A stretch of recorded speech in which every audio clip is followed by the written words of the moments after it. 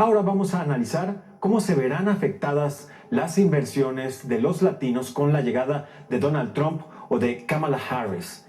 Para ello agradezco profundamente la comunicación con Víctor Parra, es vicepresidente del Global Business International. Te saludo con muchísimo gusto, muchas gracias por estar con nosotros. Muy buenas tardes, Antonio, y muchas gracias a ustedes por la invitación. Para empezar, ¿hay alguna cifra que nos indique cuánto aportan los latinos a la economía de la Unión Americana? Para nadie es un secreto que, no se podría estar un solo día sin mexicanos, como aquella famosa película, ¿cierto? Sí, exactamente. Hoy en día existen más de 1.2 millones de empresarios mexicanos, es decir, de una población de más de 60 millones de latinos que forman parte de los Estados Unidos. Hay una interesantísima representación por parte de empresarios mexicanos, gente que ha emprendido sus propios modelos de negocios y que cada día van creciendo con más fuerza. En relación a la pregunta, el comentario que hacías inicialmente, es normal, ¿no? Que cada vez que hay un proceso electoral en los países, pues se confronten diferentes escenarios que puedan ocurrir. Sin embargo, viendo las características de ambos candidatos, quizás podemos encontrar a una Kamala Harris con mayor proteccionismo aparentemente para la economía local y a un Trump donde ya tuvimos una experiencia en su primera gestión, donde por cierto había mucha incertidumbre en relación a su discurso anti-inmigrante, etcétera. Sin embargo, en la práctica lo que vimos, Antonio y a todas las personas de la audiencia, es que podemos determinar que justamente en esa gestión donde Trump lideraba, más allá del discurso político, por ejemplo, se modificaron las condiciones del Tratado de Libre Comercio con Estados Unidos, que por cierto fue para mejor, lo cual hizo que la relación comercial siguiera creciendo de una manera importante. Por ejemplo, un inversionista mexicano que quería hacer negocio en Estados Unidos tenía hasta entonces solamente la oportunidad de obtener una visa de inversionista hasta por 12 meses.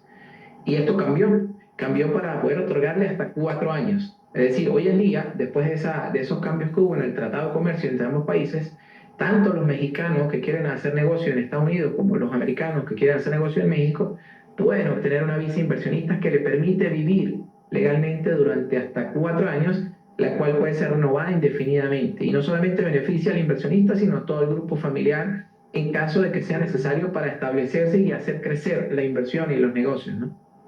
Víctor, sabemos que particularmente los mexicanos, envían las remesas a este país para mantener a sus madres, a su familia en general. Pero mi pregunta es, además de eso, ¿en qué invierten su dinero los latinos, los hispanos en la Unión Americana o en sus países de origen? Bueno, hay diferentes industrias donde los latinos y específicamente los mexicanos están haciendo negocios. De hecho, es importante afirmar que sigue siendo Estados Unidos y México los principales socios comerciales. Nada más en el primer bimestre de este año se rompió récord, ¿sí? De más de 78 mil millones en importaciones de México hacia Estados Unidos y la balanza comercial, aun cuando se inclina a México, sigue siendo muy interesante también de Estados Unidos hacia México. Entonces, principalmente en compañías de tecnología, en vehículos o piezas de vehículos, también en la industria de alimentos y por supuesto hay un modelo de negocio que por cierto también les gusta mucho a los mexicanos y es en la industria de real estate, en la industria inmobiliaria, donde representa nada más el 23% de todas las inversiones inmobiliarias que hacen los latinos en el país. De manera que es muy diverso, pero esencialmente en estas principales economías donde suelen invertir y ahí además hay empresarios ya consolidados que están trayendo sus marcas, internacionalizando sus negocios desde México a Estados Unidos, trayendo sus franquicias y otros que han decidido emprender modelos de negocios nuevos en Estados Unidos que también pues están marcando una tendencia y generando mucho éxito y prosperidad y riqueza, beneficios y empleo, por cierto. Muy interesante esta información. Ahora, con 63 millones de hispanos en Estados Unidos, poco más, poco menos, ¿cuál sería el impacto en sus inversiones y en su economía para bien o para mal, de ganar o Kamala Harris o Donald Trump?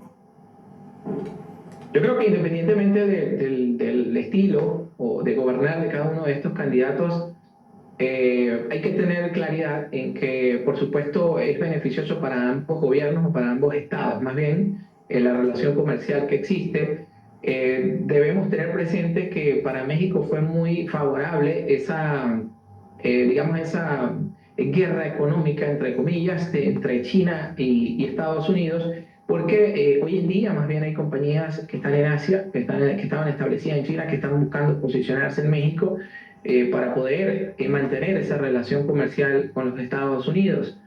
Independientemente de los estilos de estos candidatos, te ponía el ejemplo de Trump, porque recuerdo que generó muchísima incertidumbre acerca de qué iba a ocurrir en aquel momento y terminó siendo, desde el punto de vista empresarial, más productivo, tanto para Estados Unidos como para México, ¿sí?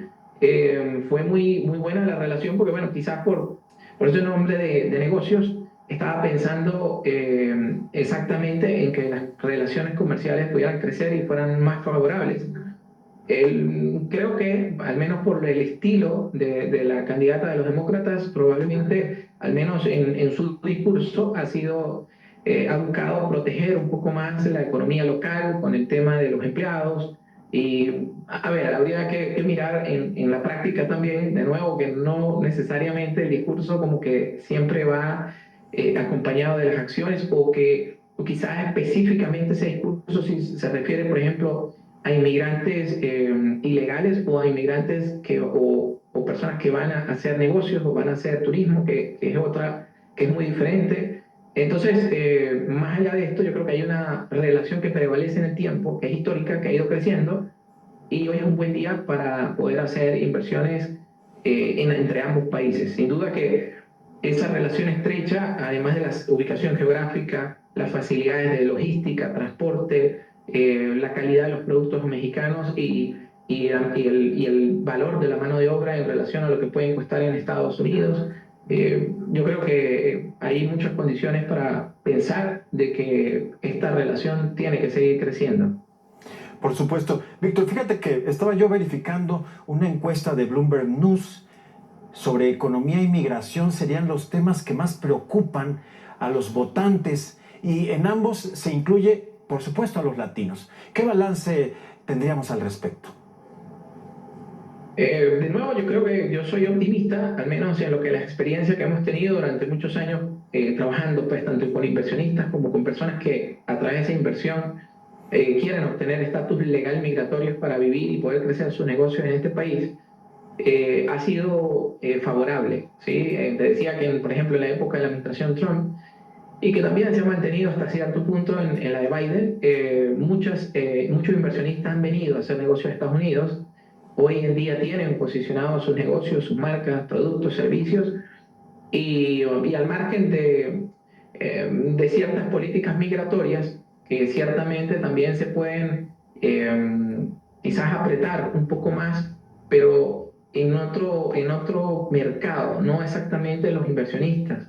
A veces los discursos van más orientados a ese proceso migratorio de personas que quieran hacerlo de manera ilegal y no es lo que como gobierno, pues por supuesto, están promoviendo, pero sí, digamos, abriendo las condiciones para lo que sean procesos migratorios asociados a talento humano, a profesionales, y muchos, por cierto, latinos que son una fuerza no solamente laboral de primer nivel, que la gente a veces los quiere generalizar, también hay muchos profesionales.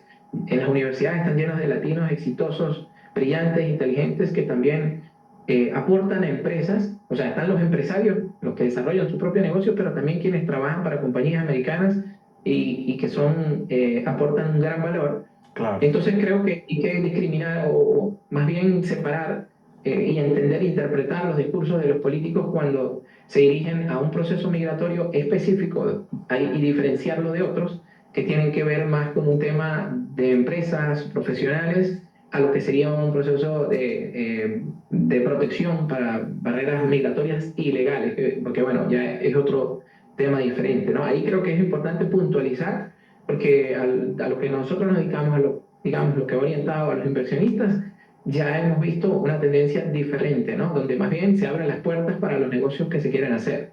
Por supuesto, y es que no se entendería de ninguna manera ya la economía estadounidense sin la participación de los latinos y los hispanos. Víctor Parra, gracias, muchas gracias, vicepresidente de Global Business International. Gracias y buenas tardes.